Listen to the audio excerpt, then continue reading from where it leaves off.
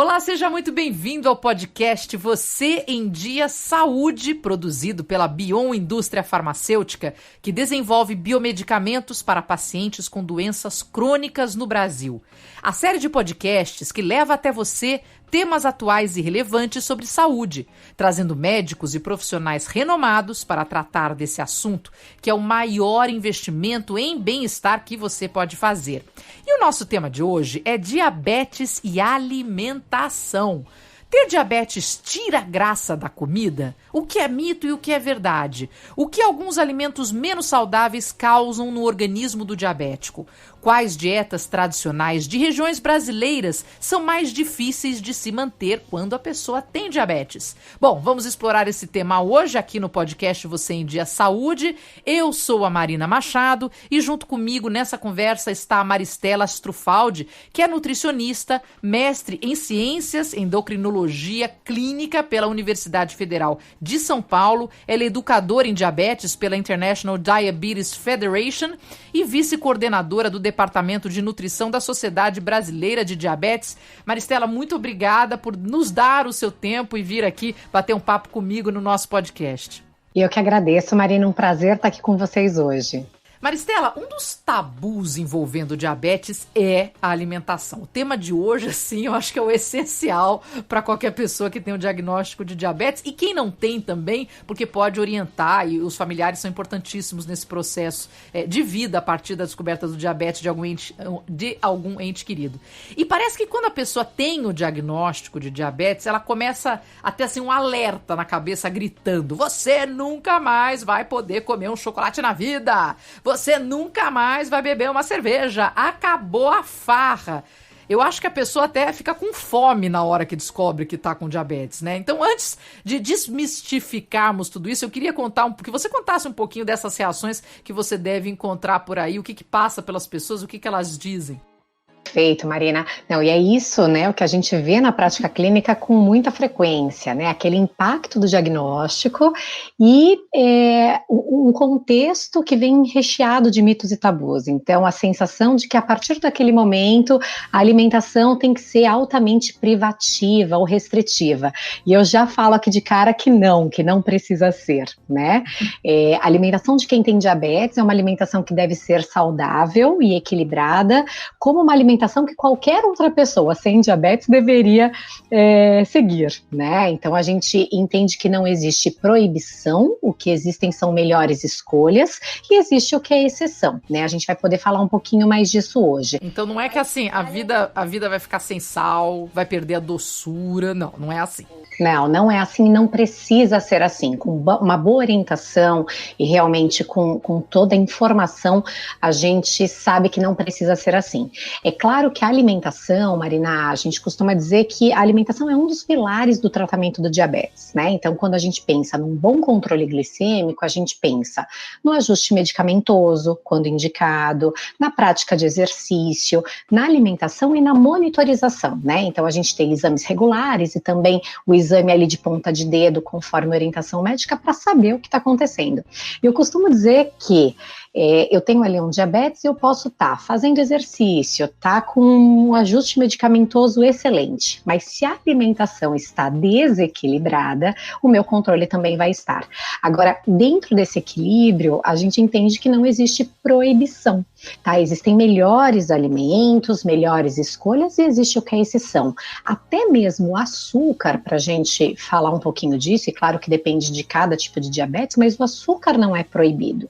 O que ele é que ele deve ser moderado e tem alguns momentos, né, que ele pode ser consumido de uma certa forma. Ele é um tipo de carboidrato, e quando a gente pensa em carboidrato dos nutrientes, é o que vira 100% glicose, por isso que vem muito mito associado ao açúcar, à batata, à massa, ao arroz, né? E são alimentos que não precisam ser excluídos da alimentação de quem tem diabetes, mas eles precisam ser moderados e organizados. E existem alguns carboidratos de melhor qualidade, que viram açúcar no sangue de uma forma mais gradativa, enfim, ou seja, a gente pensa em educação. né? Educação em diabetes, educação nutricional, e a vida não precisa perder a graça, porque a alimentação vai muito além do ato de nutrir, né? A alimentação tem esse lado afetivo, e por isso nesse momento do diagnóstico, Marina, vem esses receios, né? Poxa, será que eu nunca mais vou poder tomar minha cervejinha, ou comer o bolo da minha avó, ou algum contexto, porque realmente existem muitos mitos, tá? Sem dúvida. E eu fico na dúvida só, por exemplo, se a pessoa tem muita diferença entre quem tem diabetes tipo 1 e tipo 2, ou é mais uma questão de controle, de monitoração, mas a alimentação fica próxima para os dois? Bom, a gente tem, na verdade, a alimentação é saudável para os dois tipos de diabetes, né, Marina? O que existem são formas, muitas vezes diferentes de como a gente faz muito a questão do controle do carboidrato. Quando eu penso no diabetes tipo 1, e só para a gente relembrar um pouquinho, né? O diabetes tipo 1, ele é uma condição clínica autoimune, muito frequente em criança e adolescente, mas pode dar em adulto jovem também, que é um contexto clínico onde desde o início a gente precisa ali da insulina como a medicação realmente que soluciona o controle, porque essa pessoa parou de produzir insulina. E a gente entende que nesse contexto, nenhum alimento é proibido, mas a gente faz com muita frequência a chamada contagem de carboidratos, né? Onde a gente consegue ter uma quantidade de carboidrato prevista para a refeição e também um ajuste de insulina para aquele consumo alimentar, que é o que o organismo sem diabetes faz, né? Então é mais ou menos por aí. No caso das pessoas com diabetes tipo 1, claro que existem exceções, mas normalmente são pessoas mais magras, são pessoas que necessariamente não têm uma obesidade associada, né, e assim por diante. O diabetes tipo 2, que é o mais frequente, né, que está ali frequente em quase 90% das pessoas com diabetes, já é uma condição clínica que é uma somatória, eu costumo dizer que é uma somatória de probleminhas, é multifatorial. É o que tem relação com o histórico familiar, com obesidade, com sedentarismo. Então, muitas vezes na alimentação dessas pessoas, a gente foca em alimentação saudável também, mas em alguns momentos a gente precisa auxiliar. Promoção de perda de peso, né? Muitas vezes é uma pessoa que não necessariamente está insulinizada, está com a medicação oral, então esse controle dos carboidratos a gente faz ali de uma forma um pouco mais engessada, vamos dizer, e sempre priorizando carboidratos de lenta absorção. Né? Então, por exemplo, se eu comparo um arroz branco versus um arroz integral, por que a gente costuma dizer que o arroz integral ele é mais interessante? Porque ele tem fibra e a fibra lentifica a absorção do amido. Tá? Isso é bom para todo mundo, com ou sem diabetes, né? Então, no diabetes tipo 2, a gente foca um pouco mais nessa história, porque ajuda na saciedade, ajuda no controle de peso, nos níveis de colesterol. Então, podem ter algumas particularidades, mas a gente pensa em uma alimentação diversificada, onde a gente... Eu tô ouvindo você e pensando, meu Deus, como eu sou uma fraude, né? Eu sou uma fraude. Eu só compro coisa integral, é cereal de manhã, é arroz integral, não sei o quê. Aí tem um pote de brigadeirão na geladeira que eu não tenho o menor controle sobre a quantidade que eu como. E aí eu comi um monte. Falei, gente, não é assim que se vive. Tudo bem, eu não tenho diabetes, mas caramba, nem sem ter diabetes. Mas você sabe que esse é o ponto, né? Então, a gente fala, porque muitas vezes, eu já tive, inclusive, pessoas, né, pacientes que descobriram ali um diabetes, naquele momento até melhoraram a alimentação, porque comiam de uma forma bagunçada e tal. Agora, o pote de brigadeiro, se ele for exceção e não for regra, tá tudo certo. Não, é exceção, não é brigadeirão, que é aquele, sabe assim, de forma de pudim, assim, um brigadeiro, mas aquilo ali é bom demais. Bom demais, não tem o que falar. A pessoa que tem diabetes, o que vai acontecer se ela comer esse potão, né? Ela vai ter ali uma dificuldade de tirar aquele açúcar todo do sangue rapidamente. E ali, claro, se isso acontece com frequência, esses picos de açúcar no sangue podem favorecer complicações, né, do decorrer da vida, complicações no coração, nos rins, nos olhos. Por isso que a gente sempre tenta ficar dentro da meta, né? E a alimentação participa muito disso. E tem uma questão, Marina, que vale a pena falar e deixar claro desde esse nosso começo do bate-papo, que a gente fala muito, né? Então, dos nutrientes, então, carboidrato, que a gente tem no pão, na massa, no cereal, a gente fala das proteínas, das carnes, ovos, peixes, feijões, a gente fala das gorduras, né? Gorduras mais saudáveis, como a do azeite, do abacate, e gorduras que devem ser consumidas em menor escala, como, por exemplo, de frituras e assim por diante. Frutas, verduras, legumes, né? Todo esse equilíbrio da historinha toda. E a gente pensa em qualidade, mas a gente pensa em quantidade também. Então, quando eu penso em controle das taxas de açúcar no sangue, não me importa simplesmente controlar a quantidade de carboidrato, né? Então, o tipo de carboidrato, perdão. Eu estou comendo arroz integral. O arroz integral tem um baixo índice glicêmico, ou seja, ele vira açúcar mais gradativamente no sangue. Só que se eu como uma panela de arroz integral, não vai adiantar. Então, a quantidade é soberana. Para quem tem diabetes também, a quantidade é soberana. Então, tanto a qualidade quanto a quantidade são importantes quando a gente pensa em conceito de alimentação saudável. Maristela, o Brasil é um país gigantesco e as nossas tradições alimentares são muito diferentes, né, de região para região. Então eu queria que você contasse um pouquinho sobre essas particularidades e se há algum tipo assim tradicional de dieta que pode ser um pouco mais complicado para quem tem diabetes. Muito bem colocado, Marina, isso mesmo. Acho que a gente tem um país muito rico culturalmente na visão gastronômica. A cultura alimentar, ela tem que ser respeitada e tem que ser ajustada, né? Isso não só no Brasil, como no mundo também. Sempre pensando que quantidade e qualidade alimentar caminham juntos. Aqui, se a gente for pensar, né, São Paulo, por exemplo, que é onde eu tô, é um lugar que a gente tem todas as tribos, né, possíveis. A gente encontra comida nordestina, comida do sul, comida mineira. Mas se a gente for pensar nas regiões, por exemplo, eu tive a oportunidade de fazer alguns trabalhos na região norte. A região norte tem algo muito maravilhoso, que é o consumo, por exemplo, mais abundante de peixes, né, que tem gorduras boas, saudáveis. Porém, é uma população que consome muitas farinhas, né? Então, normalmente são refeições com poucos vegetais e muito amido, né? Então a gente tem ali mandioca, a gente tem algumas farinhas específicas, e a gente muitas vezes, dependendo da quantidade e da prática de atividade física, vê também aquele acúmulo de gordura mais abdominal, que é um pouco mais prejudicial para a saúde cardiovascular e também para o diabetes de todos os tipos.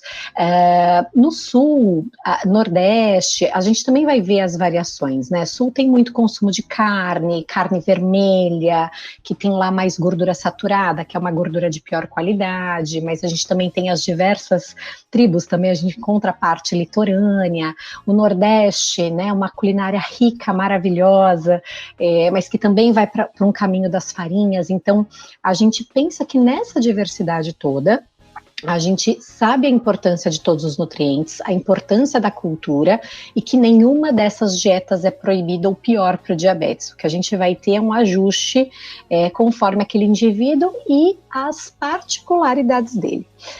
O que eu posso dizer, Marina, que eu acho que vale a pena trazer aqui, é que o que a ciência traz hoje, né, de mais recente, de padrão alimentar associado à prevenção do diabetes, a tratamento do diabetes, é muito favorável, por exemplo, a um padrão mediterrâneo, né? Então, quando a gente pensa lá, né, pouco consumo de carne vermelha, mais consumo de carnes brancas, abundância de verduras e legumes, diversidade de frutas, né? Lembrando que a fruta não é à vontade, fruta tem frutose, que é um açúcar natural.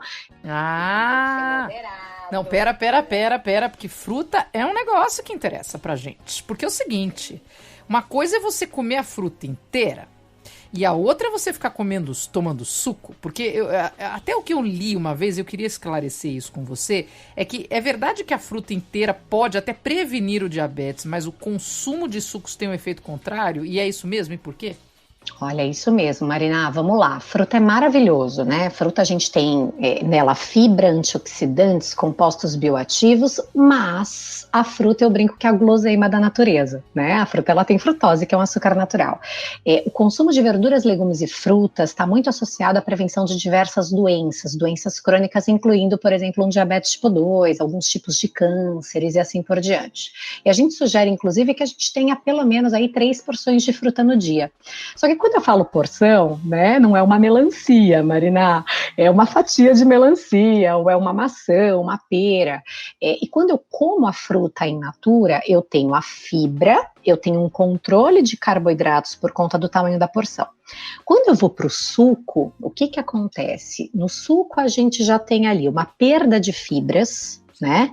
E por que eu falo tanto das fibras? Porque a fibra tem um papel de auxiliar essa absorção mais gradual do carboidrato em questão, nesse caso a frutose. Então, evita pico de açúcar no sangue. Um suco de laranja, por exemplo, é saudável, só que num suco de laranja, um copo de suco, você coloca ali 4, 5 laranjas. Se eu disser para vocês que pensar, né, numa laranja espremida, tirou a fibra, você só tem a frutose, você está consumindo quase que 4, 5 frutas numa única vez, numa única tacada, só para vocês terem ideia, uma laranja espremida, ela equivale a meio pão francês. Então, um copo de suco com 5 laranjas equivale a 2 pãezinhos e meio, né?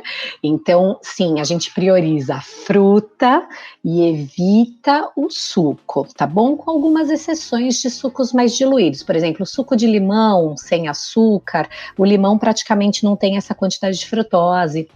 A gente deixa à vontade, ou sucos mais diluídos como maracujá, né? Então, priorizem isso, mais uma vez, gente, quem estiver ouvindo, quem tem ou não tem diabetes, tá? Sempre vai ser melhor a fruta do que o suco, tá bom? O podcast não tem imagem, mas se o pessoal estivesse vendo o estado do meu rosto neste momento, porque eu lembrando do meu suco matinal de laranja, que eu amo de paixão, mas eu sei, pior que eu tenho essa informação, não é de hoje, que ele não é para ser consumido na quantidade que eu tô consumindo. Eu preciso desapegar, mas tá difícil.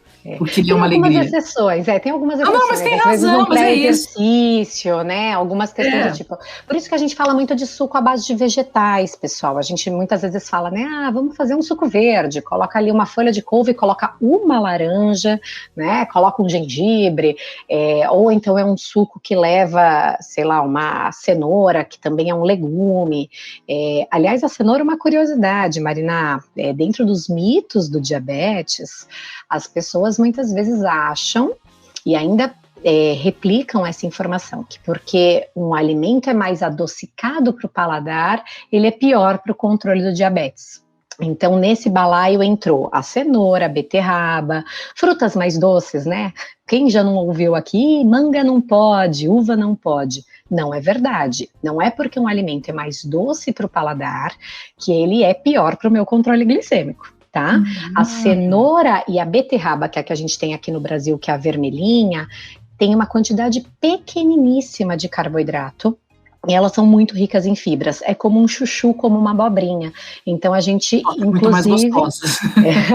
E pode ser consumida com tranquilidade. Existe uma beterraba branca, da qual se faz açúcar, que a gente tem lá no norte da França, por exemplo, que ela tem uma concentração maior de carboidrato, mas a nossa não, tá bom? Então a gente pensa em diversidade, e aí entra essa questão, só para fechar, do padrão alimentar, Marina, que a gente pensa muito nesse cenário, né? Então, padrões alimentares que favorecem a saúde cardiovascular e de quem tem diabetes, e até a prevenção de um diabetes tipo 2, por exemplo. Então, gorduras de boa qualidade como do azeite, castanhas, um consumo maior de carnes brancas, menor de carne vermelha, cereais integrais, abundância de verduras e legumes, e o padrão brasileiro, arroz, feijão, né? É maravilhoso a gente ter lá vegetais acompanhando, uma carne com preparo com pouca gordura, mais grelhada, assada, é um padrão muito favorável à saúde cardiovascular. E isso é interessante porque a gente vê que em todo o país, mesmo com toda a diversidade cultural, a gente vai ter benefícios, tá? Então a gente individualiza, acima de tudo. Maravilhoso, maravilhoso.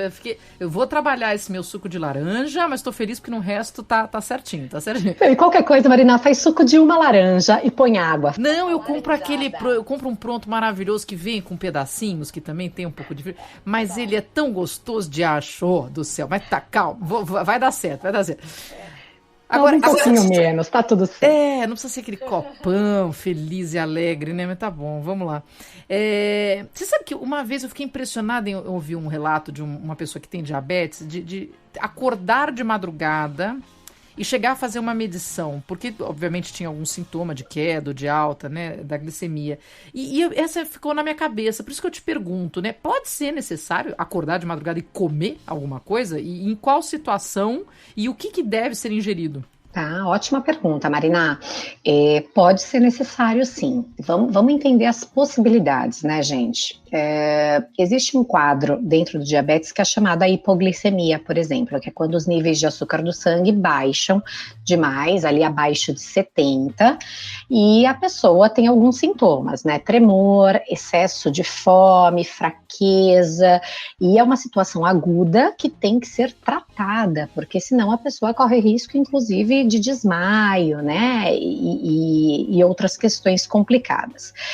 Nesse momento, principalmente paciente que é insulinizado, tá, seja com diabetes tipo 1 ou tipo 2, dependendo do esquema de insulina, enfim, se a pessoa ficou longos períodos sem comer, alguma atividade física que favoreceu, enfim, uma queda brusca de açúcar no sangue. Pode ser que essa pessoa acorde na madrugada e veja que está com hipoglicemia, e aí nesse momento ela precisa sair daquele quadro. Como a gente trata a hipoglicemia, tá, gente? Então, mais uma vez, quando essa glicemia está abaixo de 70, isso não acontece com todo mundo que tem diabetes, não, tá bom? Se isso acontece, a gente tem que consumir cerca de 15 gramas de carboidrato de rápida absorção. Aí, por exemplo, Marina, 150 ml de um suco de laranja entraria. Uma colheradinha de brigadeirão.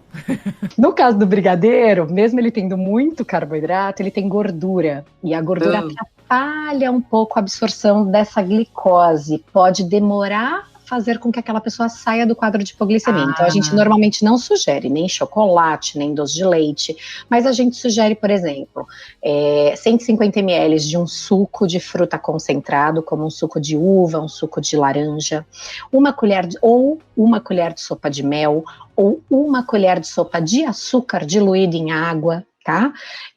Ou até mesmo, nesse momento, a gente pode ali abrir mão, ou se a pessoa está fora de casa, né, cerca de 3 balas mastigáveis, é um quadro clínico que tem que ser tratado, ponto, tá bom? Que legal. Agora, pode acontecer da pessoa acordar com fome e não ter a ver com a glicemia.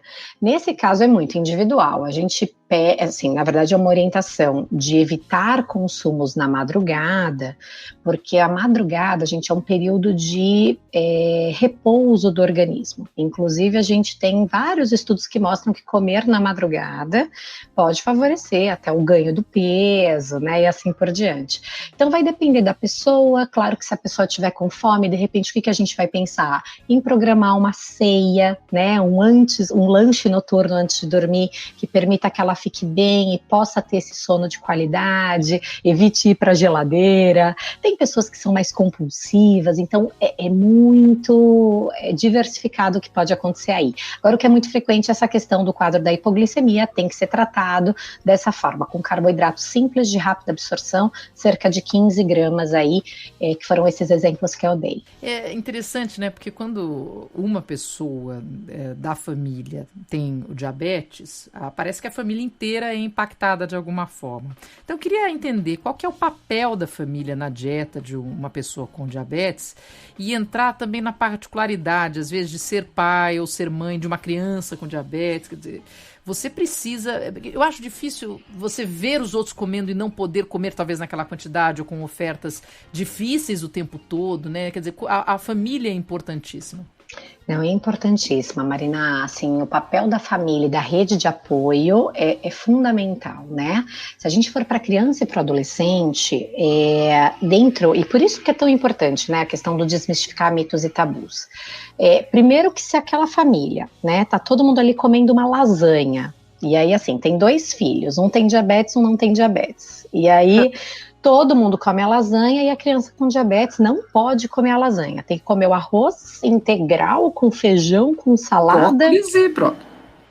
Não é assim, né? Primeiro, que aquela criança que tem diabetes não tem proibição de comer a lasanha, ela pode ter uma programação de contagem de carboidratos e comer a lasanha numa boa. E a outra questão a família ser inserida no contexto da alimentação saudável, né? Então, se eu tenho ali um projeto de melhora alimentar, de melhora de qualidade alimentar, tem que estar todo mundo envolvido e todo mundo engajado, e não ser feita essa diferença. Como a gente disse, a alimentação ela vai muito além do ato de nutrir, e quando aquela pessoa que tem diabetes, ela se sente excluída por conta da alimentação ou num contexto social, isso tem um impacto psicológico, emocional muito negativo, né, num comportamental muito negativo. Então, os pais, eles têm que estar ali envolvidos, engajados, entender a importância de uma alimentação harmoniosa para todos, né? Não adianta eu ser pai e mãe e eu querer que o meu filho consuma vegetais, e vejam só, gente, vegetais são importantes independente do diabetes, né? Eu não adianta querer que meu filho coma se eu não como, né? Então, assim, o pai e a mãe, eles têm que ser exemplos e têm que se engajar naquilo também. Então, isso é muito importante, porque isso é muito frequente, né? Então, às vezes tem lá o pai que está cobrando que o filho coma a cenoura e o pai não come, né? Então, ser exemplo, né? Ser exemplo é sempre um grande ponto aí de partida. E o inverso também, né, Marina? Às vezes a gente tem o cenário que não é a criança e o adolescente, às vezes a gente tem ali a avó, a dona Maria, que tem o diabetes, e aí tem uma festa de família e fica todo mundo ali, né, monitorando, e vó, você não pode comer o bolo, né, vó, você não pode comer o brigadeiro. O que pode acontecer? A gente tem uma fala na nutrição que é restrição gera compulsão. Né? E pode acontecer da sensação de privação, gerar uma compulsão, gerar uma má relação com a comida muito importante, além de trazer conflito familiar. Então, informação, educação, né, em diabetes e em nutrição faz toda a diferença, e a gente entender que é importante existir essa grande colaboração, né, um empenho, um engajamento de todos, onde a pessoa com diabetes é a protagonista da história, mas que essa rede de apoio tem um grande papel e uma grande importância. E quantas vezes ela vem, entre aspas, salvar a alimentação da família toda, como você falou, as pessoas aprendem a comer de forma mais saudável e aí tem um impacto em todo mundo. Agora, Maristela, eu queria pontuar a parte da bebida alcoólica, né? Porque tem pessoas que gostam de tomar frequentemente uma cervejinha ou tomar um vinho aos finais de semana. Eu vou tirar a parte do pessoa que, como o termo brasileiro, eu adoro esse termo, manguaça, porque isso está errado, ponto, né? Você vai ter outros tantos problemas. Isso vai ser apenas mais um se a pessoa for diabética, ou mais grave. Mas vamos pensar numa pessoa mais normal, que toma uma cervejinha no final de semana, ou gosta de tomar um vinhozinho no final de semana. Isso é impactado também? Isso é importante, gente. Acho que a gente falar de bebida alcoólica é fundamental, porque está na vida de todo mundo aí, e é essencial. A gente tem que pensar que a bebida alcoólica, seja a cerveja, o vinho, um destilado, seja o que for, a bebida tem um impacto nesse metabolismo da glicose. O que eu quero dizer? Se a gente pensar numa pessoa sem diabetes, vocês concordam que se a gente bebe muito, manguaçou mesmo, se bebeu demais, o que vai acontecer com essa pessoa? Ela muitas vezes não precisa tomar o quê? Glicose na veia? Ela tem uma hipoglicemia mesmo sem diabetes, tá? Então, quem tem diabetes tem um cuidado redobrado, né? Qual é o cuidado redobrado? A bebida, ela tem esse papel hipoglicemiante. Então, a gente costuma dizer que a bebida não é proibida para quem tem diabetes, mas existe sim uma dose sugerida, que não seria tão prejudicial, vamos assim dizer, exceto que a pessoa tenha alguma doença que haja contraindicação de consumo de bebida alcoólica, como alguma doença do fígado, enfim.